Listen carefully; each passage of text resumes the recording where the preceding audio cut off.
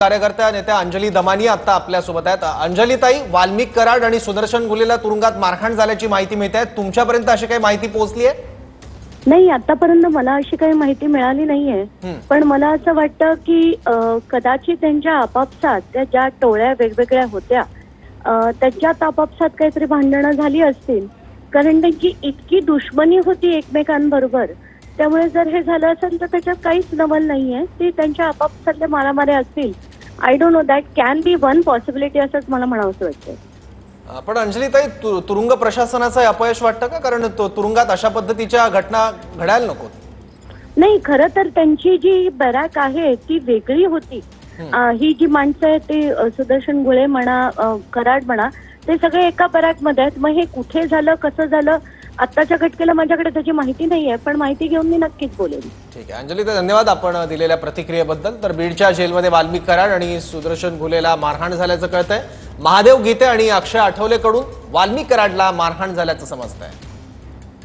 बीडच्या तुरुंगात हा सगळा राडा झालाय। गीते गँगकडून कराडवर हल्ला झाल्याची शक्यता वर्तवली जाते। बीडच्या जेलमध्ये वाल्मिक कराड आणि सुदर्शन गुलेला मारहाण झाल्याचं समजतंय।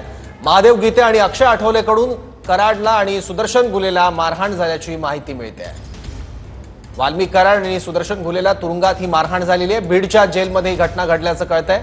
गीते गँगकडून कराडवर हल्ला झाल्याची शक्यता वर्तवली जाते आहे। वास्तविक दोघांच्या बॅरॅक सुद्धा वेगवेगळ्या होत्या, पण तरी सुद्धा ही घटना नेमकी कशी घडली याबद्दल प्रशासनच आणखी माहिती देऊ शकतं। पण सध्या ही माहिती आपल्याकडे येते आहे, जी आपण स्क्रीनवर बघतोय। आपण परत एकदा जाऊयात, महेंद्र मुधोळकर आपले प्रतिनिधी सोबत आहेत। महेंद्र, आणखी काही नवीन माहिती कळते याबद्दल?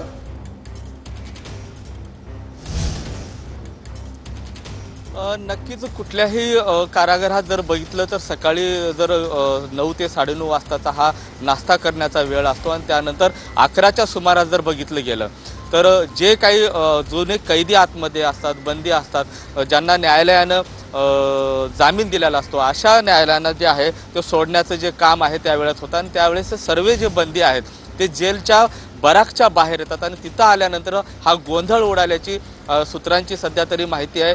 गीते गँग जे आहे ते ऑलरेडी त्याच कारागृहामध्ये शिक्षा भोगताना दिसते आणि दुसरीकडे मकोकामधला जो दुसरा आरोपी आहे तो आहे अक्षय आठवले, तो पण त्या बराकमध्ये होता। विशेष म्हणावं लागेल, महादेव गीते आणि अक्षय आठवले हे दोघं एका बराकमध्ये आहेत आणि वाल्मिक कराड यांचा जो बराक आहे तो दुसरा आहे। मात्र ज्यावेळेस हे सगळे बंदी, हे कैदी जे आहेत, ज्यावेळेस नाश्त्यासाठी बाहेर येतात तर एकत्रित एका मोठ्या स्पेसमध्ये जमा होतात आणि त्या ठिकाणी हा हल्ला झाल्याची सूत्रांची सध्या तरी माहिती आहे। प्रशांत, ठीक आहे। तर कराडने एका खोट्या केसमध्ये अडकवल्याचा गीते गँगचा आरोप आहे आणि हाच आरोप करत ही मारहाण झाल्याचं कळतंय। वाल्मिक कराड, सुदर्शन गुलेला तुरुंगात मारहाण झाल्याची माहिती आहे।